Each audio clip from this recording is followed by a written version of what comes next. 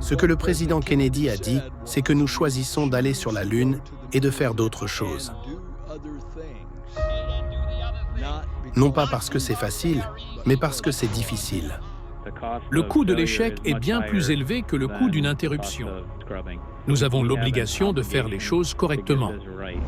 C'est un tout nouveau véhicule, une toute nouvelle technologie, un tout nouvel objectif. Retourner sur la Lune en préparation pour aller sur Mars. Et oui, c'est difficile.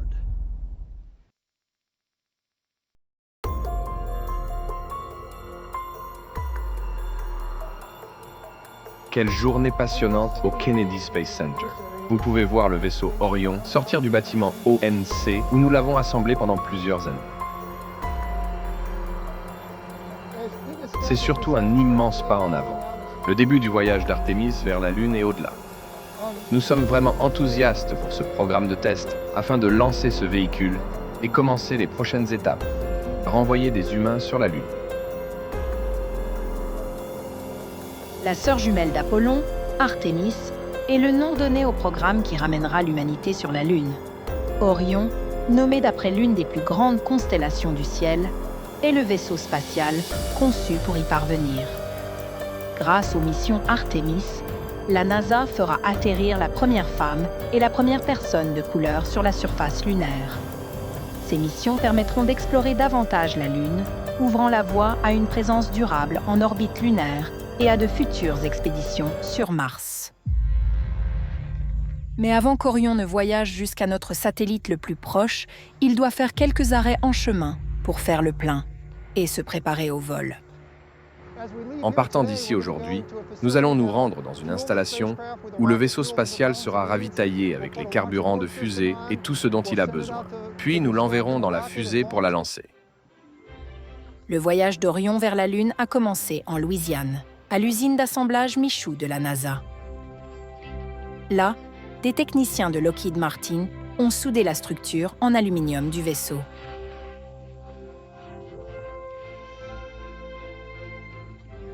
Un an plus tard, il est arrivé en Floride, prenant une résidence semi-permanente à l'intérieur du bâtiment d'opération et de vérification Neil Armstrong au Kennedy Space Center de la NASA. Les ingénieurs et techniciens passeront les années suivantes à travailler presque 24 heures sur 24, équipant Orion de milliers de composants et soumettant la capsule à plusieurs séries de tests rigoureux, alors que les équipes préparent son vol autour de la Lune. La première étape, cependant, est l'arrivée du module d'équipage. Lorsqu'il arrive ici, nous le plaçons dans un dispositif appelé Birdcage et nous utilisons cet outil pour positionner et fixer toutes les structures primaires et secondaires. Cela inclut notamment le bouclier thermique qui protège le module d'équipage lorsqu'il traverse l'atmosphère terrestre à une vitesse incroyable en revenant chez lui. Les techniciens fixent ces produits du système de protection thermique sur le bouclier thermique ici même à l'ONC. Et ils font de même pour le couvercle de la baie avant du module d'équipage. Cela couvre la baie avant du module d'équipage, de sorte qu'une fois que nous revenons dans l'atmosphère, ce dernier est éjecté et tout le système d'atterrissage, c'est-à-dire les parachutes, se déploie et ralentit le module d'équipage pour qu'il touche l'océan à une vitesse de seulement quelques miles par heure. Une fois que les structures primaires et secondaires sont toutes fixées, le module d'équipage est testé pour vérifier comment tout tient. L'Orion est pressurisé, mettant les soudures sous tension pour s'assurer qu'elles résisteront aux charges appropriées. Ensuite, une évaluation non destructive de ces soudures est réalisée pour vérifier qu'il n'y a pas de vide ou de fissure. Une fois que la structure est jugée suffisamment solide, le module d'équipage est déplacé de quelques espaces dans la salle propre de l'OSC pour sa prochaine phase d'intégration.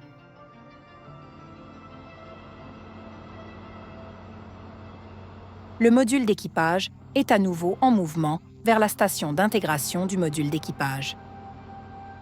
Là, tous les systèmes électriques, y compris les faisceaux de câbles, et les boîtes d'avionique qui contrôlent la navigation, les communications et les sous-systèmes d'alimentation du module d'équipage, sont intégrés.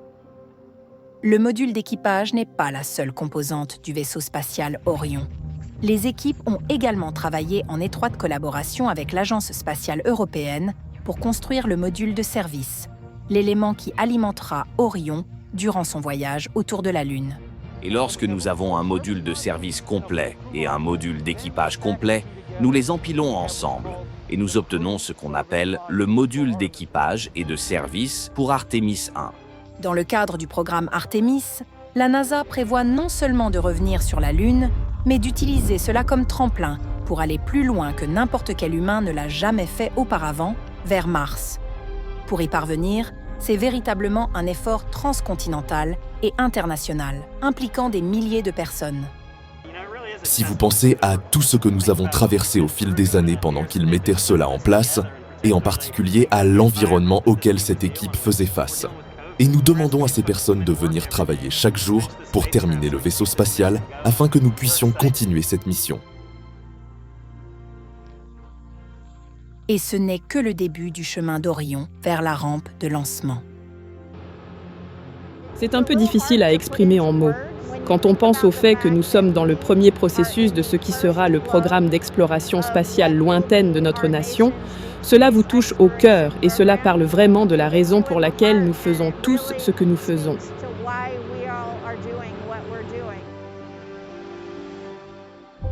Je n'aurais jamais imaginé, quand j'étais petit, grandir et faire partie de quelque chose comme ça aujourd'hui. Maintenant, en tant que père de 2 jeunes filles, pouvoir leur dire ce que je fais et pouvoir les voir un jour regarder la première femme marcher sur la Lune, c'est vraiment incroyable pour moi.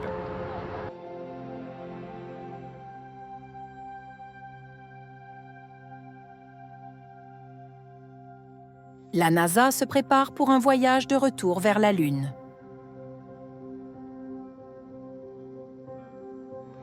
Pour y parvenir, nous avons besoin d'une immense puissance de fusée provenant de notre système de lancement spatial.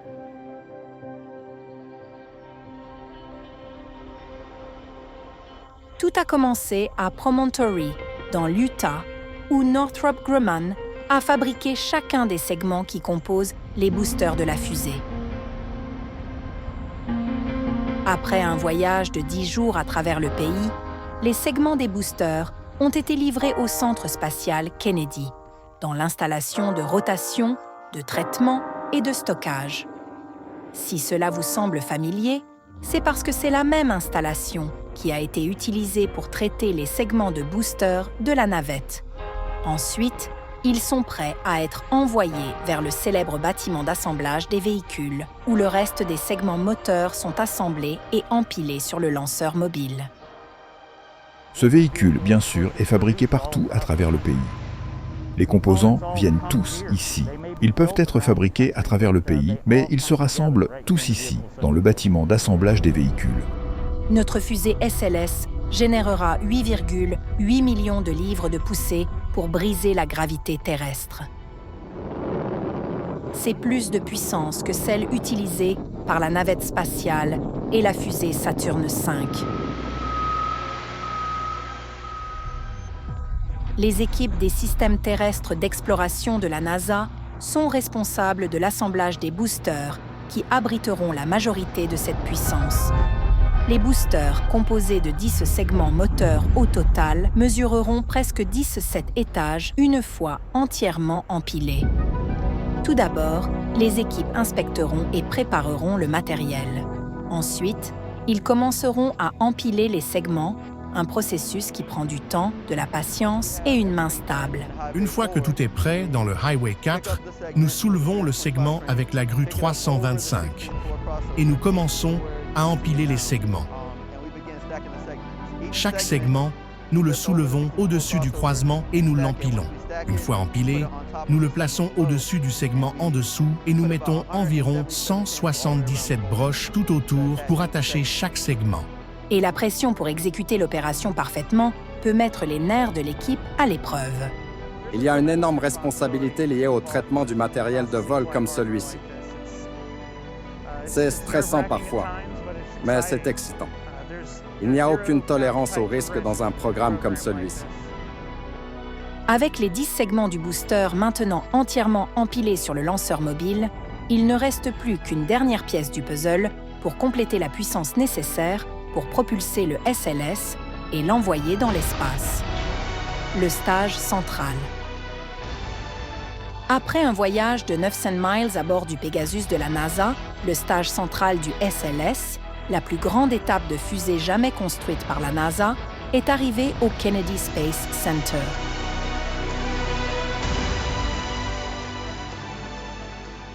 Mesurant un impressionnant 212 pieds de hauteur et pesant pas moins de 188 000 livres, le stage central est venu tout droit du Stennis Space Center du Mississippi. Le stage central a traversé plusieurs séries de tests rigoureux, dont la série appelée Green Run.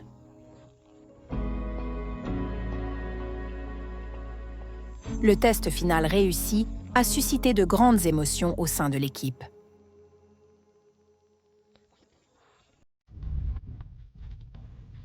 Avec plus de 700 000 gallons de carburant passant à travers le stage central, ces moteurs RS-25 fonctionnant pendant 8 minutes d'affilée, la série a impliqué 8 rounds qui ont examiné les systèmes individuellement avant de culminer dans une puissance pure.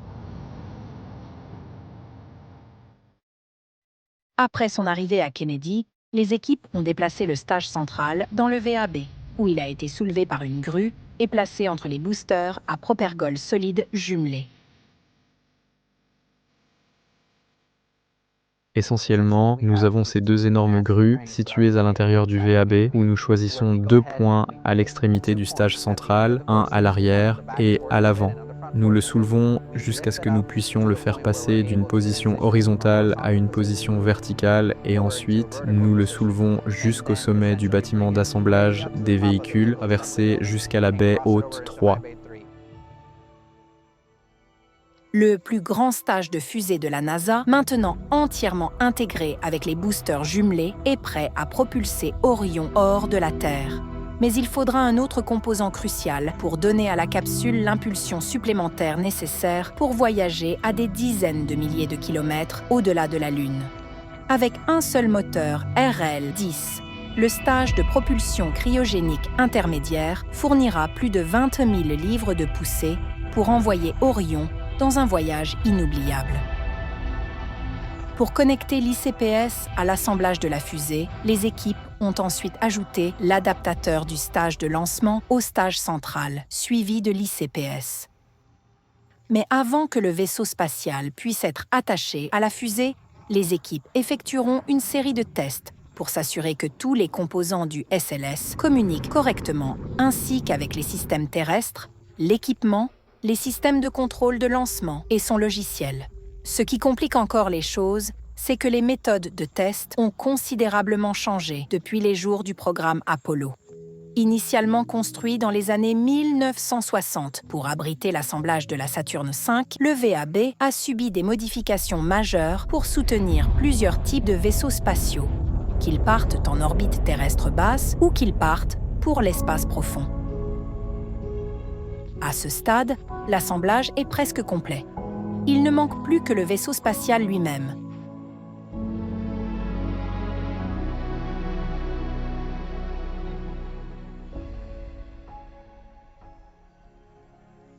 Une fois que le ravitaillement des modules d'équipage et de service d'Orion est terminé, le vaisseau spatial passe du MPPF au centre du système de lancement de secours.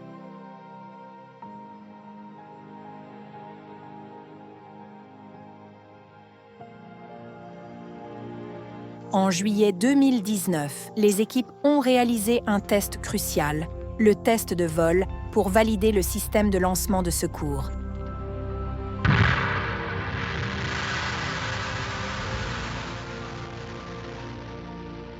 Après avoir atteint une altitude d'environ 6 miles, où le vaisseau de test a subi des conditions de stress élevées prévues lors du lancement, la séquence d'abandon a été déclenchée. En quelques millisecondes, le moteur d'abandon a fonctionné pour écarter le module d'équipage en toute sécurité. Son moteur de contrôle d'attitude a retourné la capsule dans la position correcte et le moteur de largage a été activé pour libérer le module d'équipage afin qu'il effectue un amérissage dans l'océan Atlantique. Entièrement intégré avec son système de lancement de secours, le vaisseau spatial Orion se dirige lentement vers le VAB pendant les heures nocturnes. À son arrivée, les équipes le soulèvent soigneusement et le placent sur l'adaptateur du stage d'Orion. Avec cette opération, l'empilement est terminé. Dès que nous sortirons du bâtiment d'assemblage des véhicules, sur la route 3, et que le monde pourra voir cette fusée, je pense que ce sera choquant.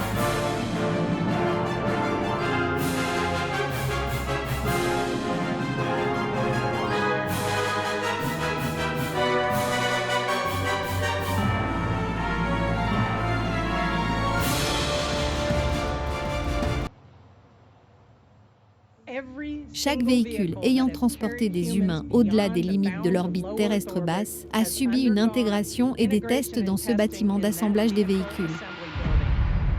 Le système de lancement spatial associé au vaisseau Orion poursuivra cette tradition. La NASA a fait un pas de géant vers le retour de l'humanité sur la Lune. Le système de lancement spatial entièrement assemblé et le vaisseau Orion pour la mission Artemis 1 ont fait leur début à l'extérieur du gigantesque bâtiment d'assemblage. Nous avons vu la rampe mobile à l'extérieur et elle est immense. Mais maintenant, ajouter une fusée de plus de 300 pieds au-dessus, ce sera tout simplement incroyable. Charlie Blackwell Thompson supervise la rampe de lancement, donnant finalement l'autorisation de décoller.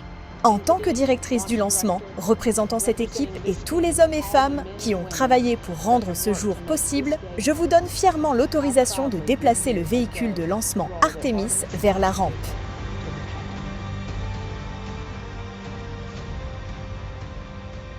Une fois à l'extérieur, la fusée a entamé son parcours de près de 4 miles, montée sur un transporteur à chenilles de 6 millions de livres, qui avait initialement été construit pour transporter la fusée Apollo destinée à la Lune. Aujourd'hui, la nouvelle fusée de la NASA pour la Lune fait le même trajet que celui qu'a effectué la Saturn V il y a 50 ans. C'est incroyable de voir l'aboutissement de tout ce travail de nombreuses années, de voir la fusée se rendre sur la rampe et décoller pour la Lune.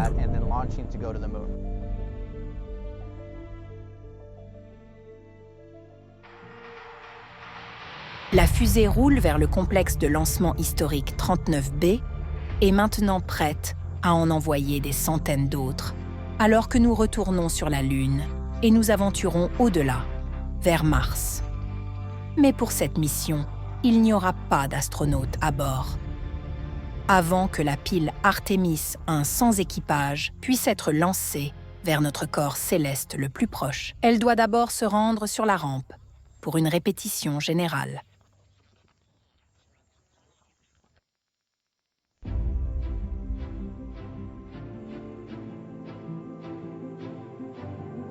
La répétition générale humide est en gros un lancement sans lancement.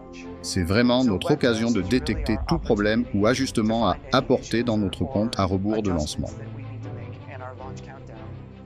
Pour Artemis, la répétition générale humide est le dernier et le plus crucial des tests, avant que la fusée puisse retourner sur la rampe de lancement pour le décollage vers la Lune. Pendant le compte à rebours, plus de 730 000 gallons de propulseurs liquides super refroidis seront chargés dans la fusée dans le cadre du compte à rebours de lancement de près de 2 jours. Le wet dress est le plus grand jalon que nous ayons à part le lancement, parce que cela signifie que la fusée est maintenant assemblée et cela nous indique que la fusée est prête pour le lancement. Derrière cette répétition générale humide se trouve une équipe de lancement composée de centaines d'ingénieurs surveillant chaque système de la fusée Artemis de 320 pieds. Dans la salle de contrôle de lancement 1 se trouve l'équipe principale de contrôle de lancement, surveillant des centaines de critères de validation de lancement pour s'assurer que les systèmes au sol et le matériel de vol sont prêts pour le lancement. On pourrait penser que l'équipe de contrôle de lancement dans la salle de lancement 1, c'est tout ce dont on a besoin. Mais en réalité, nous avons une vaste équipe de soutien à travers l'ensemble de la NASA qui nous soutient le jour du lancement. Et ce soutien s'étend à travers tout le pays, depuis les ingénieurs systèmes supplémentaires dans la salle de lancement 2 de Kennedy, jusqu'à l'équipe de contrôle de vol au Centre spatial Johnson à Houston, en passant par les entrepreneurs responsables de la conception et de la construction de chaque segment de la fusée. Cette équipe est vraiment formidable, très compétente et prête à opérer et à exécuter le lancement d'Artemis 1. Avec l'équipe de lancement d'Artemis entièrement certifiée et la répétition générale humide terminée, le SLS et Orion sont prêts pour leur dernier arrêt, retournant au VAB avant de repartir vers la rampe de lancement 39B pour le décollage.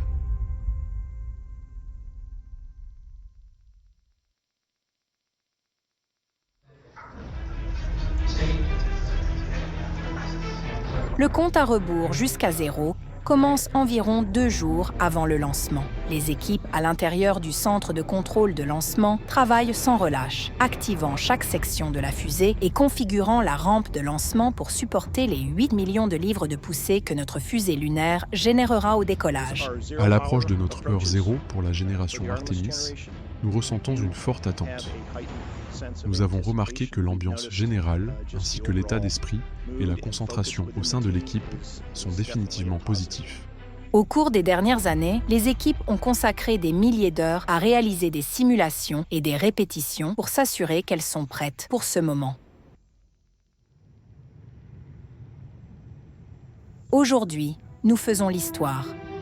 Avec le lancement de la fusée la plus puissante que le monde ait jamais vue, nous faisons le premier pas du retour de l'humanité sur la Lune. Je peux vous dire qu'il y a une énergie et une excitation autour du Kennedy Space Center, je dirais, et partout le long de la côte spatiale à mesure que nous nous rapprochons de ce lancement. Cette mission confirmera que la fusée et la capsule fonctionnent comme prévu avant que les futures missions Artemis n'envoient des astronautes sur la surface lunaire. Nous avons travaillé très dur pour en arriver là. L'équipe a fait un travail absolument exceptionnel. Nous sommes prêts pour le défi. Nous avons hâte de réussir ce premier test. Vous regardez en direct la fusée la plus puissante du monde et le vaisseau spatial Orion sur la rampe de lancement 39B. Artemis incarne le travail acharné de milliers de personnes à travers le monde, déterminées à explorer pour le bien de tous. Bienvenue et merci de nous rejoindre en direct au Kennedy Space Center où l'énergie ici est palpable alors que nous tentons de faire l'histoire aujourd'hui. Je suis Megan Cruz et voici l'astronaute de la NASA, Kayla Barron. C'est tellement génial d'être ici ce soir. Quand je suis arrivée, j'étais complètement émerveillée. Maintenant, avec tous les systèmes correctement configurés, le directeur du lancement donne le feu vert final pour le décollage. Au nom de tous les hommes et femmes à travers notre grande nation qui ont travaillé pour assembler ce matériel et rendre ce jour possible, et pour la génération Artemis, ceci est pour vous. À ce moment, je vous donne l'autorisation de reprendre le compte à rebours. Cette mission porte avec elle beaucoup d'espoir et de rêves de nombreuses personnes. Ce n'est plus la génération Apollo, c'est la génération Artemis. Cela apporte de nouvelles découvertes, un tout nouveau monde de découvertes. T-moins 50 secondes. Le système de lancement spatial est maintenant en train de décompter jusqu'au décollage d'Orion pour son voyage inaugural vers la Lune.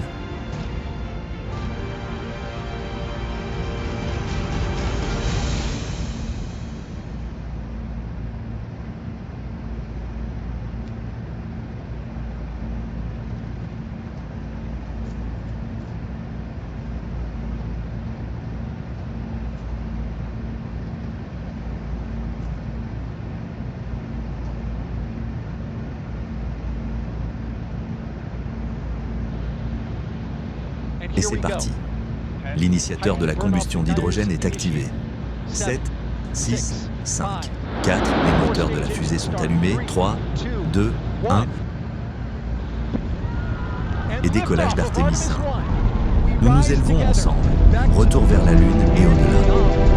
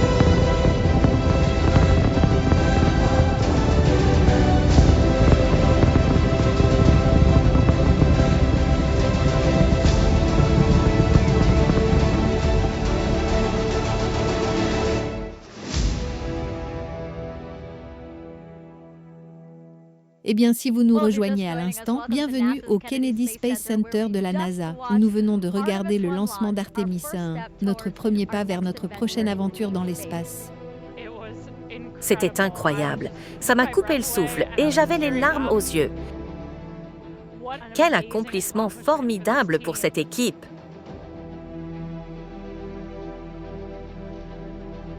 Alors vous savez, j'ai beaucoup parlé de l'importance d'apprécier l'instant dans lequel on se trouve.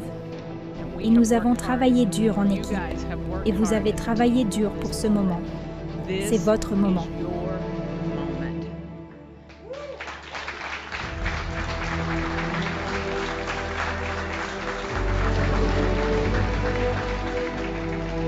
Avec Orion qui décolle, le contrôle de mission à Houston prend les rênes.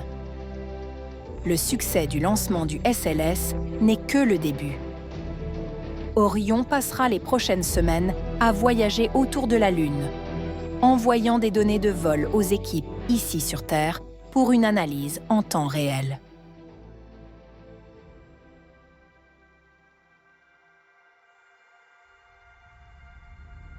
Pendant sa mission, Orion a atteint des vitesses environ 30 fois supérieures à la vitesse du son. Cette vidéo spectaculaire du transit Terre-Lune qui a eu lieu a montré et souligné le fait que nous nous éloignons de notre planète d'origine à une distance d'environ 268 000 miles de la Terre, plus loin que tout autre vaisseau spatial conçu pour transporter des humains. Pour un vaisseau spatial conçu pour ramener les humains sur Terre, dépassant ainsi la distance atteinte par le vaisseau Apollo 13 en 1970. Après plusieurs semaines de vol, il était temps pour Orion de rentrer à la maison. Un demi-siècle plus tard, le tout nouveau vaisseau spatial de la NASA, Orion, fonce vers la Terre après avoir contourné la Lune et au-delà, dans une orbite rétrograde elliptique à grande distance.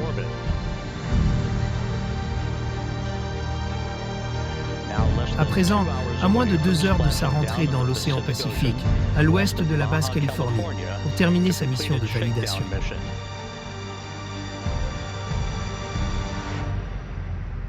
Comme les missions Apollo du passé, Orion devra supporter des températures incroyablement élevées lors de sa rentrée dans l'atmosphère terrestre. Un voyage qui a commencé avec la puissance du lancement du système de lancement spatial il y a 25 jours et demi, sur le point d'atteindre ses dernières minutes dans la chaleur intense de la rentrée, où les températures autour d'Orion atteindront jusqu'à 5000 degrés Fahrenheit.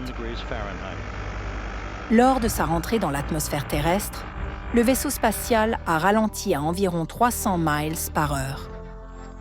À mesure qu'il poursuivait sa descente, le système de parachute d'Orion, comprenant un total de 11 parachutes, s'est déployé lorsqu'il a atteint environ 9000 pieds. Et voilà, au-dessus du Pacifique, le nouveau billet de l'Amérique pour aller vers la Lune et au-delà est maintenant en vue. Orion, sous ses parachutes, descend vers son amérissage. Ces parachutes aident à ralentir le module d'équipage à une vitesse beaucoup plus gérable, environ 20 miles par heure, pour un atterrissage en mer au large de la côte californienne. Amérissage. De la base Tranquilité à Taurus Littrow jusqu'aux eaux tranquilles du Pacifique, le dernier chapitre du voyage de la NASA vers la Lune s'achève ici. Orion, de retour sur Terre.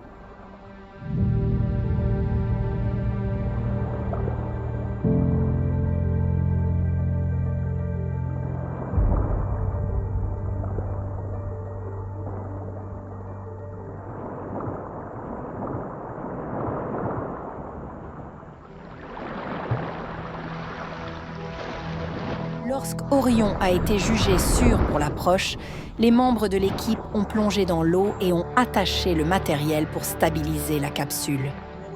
Ce que nous faisons à la NASA, c'est vraiment une question de collaboration. Et les collaborations que nous avons eues avec le département de la Défense, en particulier ces dernières années, leur travail acharné et leur dévouement, alors qu'ils ont traversé une grande quantité de planification, de développement de matériel et de processus, et beaucoup de répétitions pour en arriver à ce point. Et cette équipe, composée de personnel de la NASA et du département de la Défense, a consacré des années de travail pour s'assurer qu'ils étaient prêts. Ça faisait longtemps qu'on l'attendait. Nous travaillons sur cette mission depuis un certain temps et nous avons fait énormément d'entraînement. Et à chaque fois que vous vous entraînez avec une capsule maquette, vous n'avez rien de tout ça. Vous n'avez pas les parachutes. Vous ne ressentez pas l'entrée dans l'atmosphère, les détonations soniques et tout ce genre de choses. Et aujourd'hui, ça s'est vraiment produit.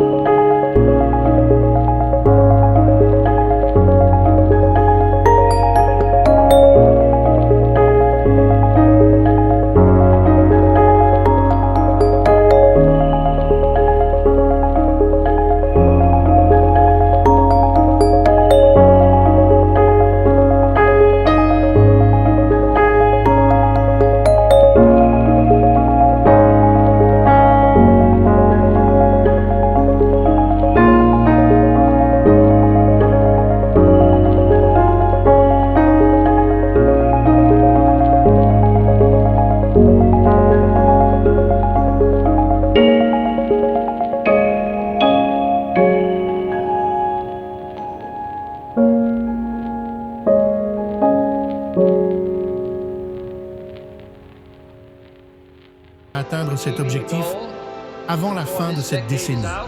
Et il a dit que nous allions réaliser ce que nous pensions être impossible.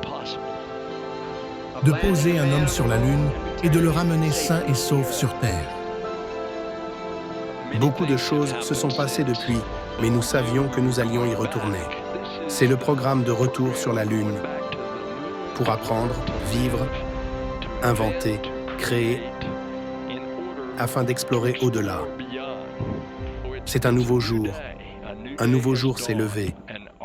Et la génération Artemis nous y mène.